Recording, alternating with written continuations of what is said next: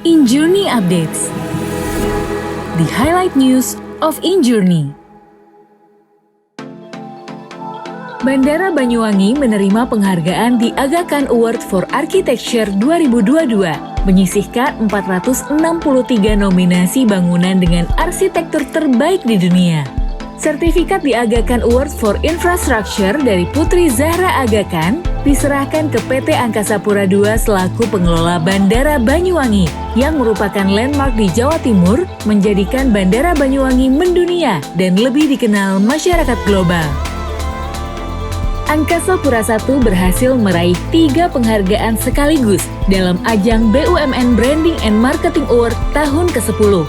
Angkasa Pura I berhasil meraih Silver Winner, Global Brand and Marketing Strategy kategori Global Branding and Marketing, Gold Winner, International Recognition kategori Global Branding and Marketing, serta The Best CMO BUMN Branding and Marketing.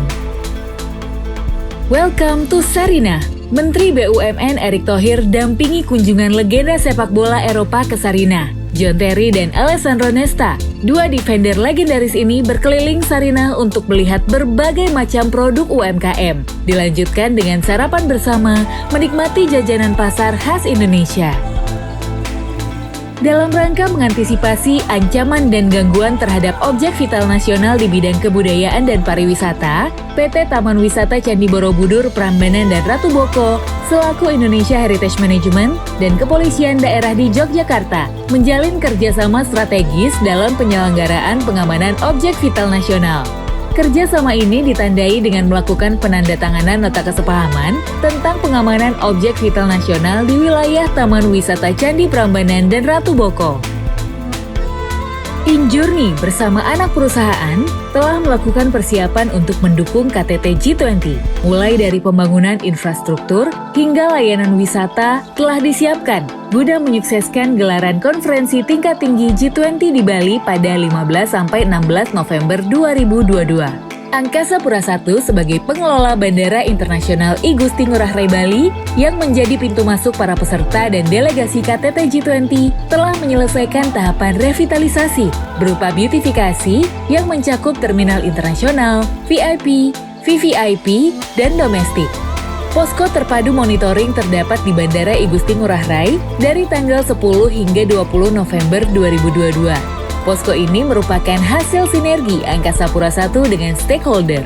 Tidak hanya di Bandara I Gusti Ngurah Rai, sebanyak 3 bandara yang dikelola oleh Angkasa Pura II, yakni Bandara Internasional Soekarno-Hatta, Halim Perdana Kusuma, dan Banyuwangi, juga bersiap untuk mendukung penyelenggaraan KTT G20. Ketiga bandara tersebut telah menyiapkan lokasi remain overnight sebagian pesawat kenegaraan selama KTT G20 berlangsung di Bali. Dari sisi akomodasi, terdapat 8 hotel di kawasan The Nusa Dua yang dikelola oleh ITDC telah masuk dalam daftar 23 hotel yang disiapkan oleh Kemenparekraf. Untuk keamanan dan kenyamanan selama berlangsungnya acara KTT G20, The Nusa Dua memiliki sistem keamanan dan keselamatan yang telah teruji dalam menyelenggarakan event berskala internasional. InJourney berharap Indonesia sebagai tuan rumah akan terus menjadi tujuan wisata yang dapat berkontribusi terhadap kemajuan ekonomi di tingkat lokal maupun nasional.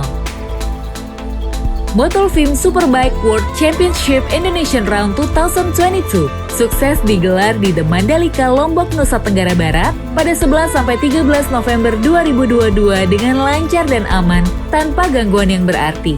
Melalui kolaborasi para pihak, persiapan meliputi infrastruktur sirkuit dan track improvement, serta traffic management dan crowd control, agar memberikan kenyamanan dan keamanan penonton WSBK di sirkuit Mandalika.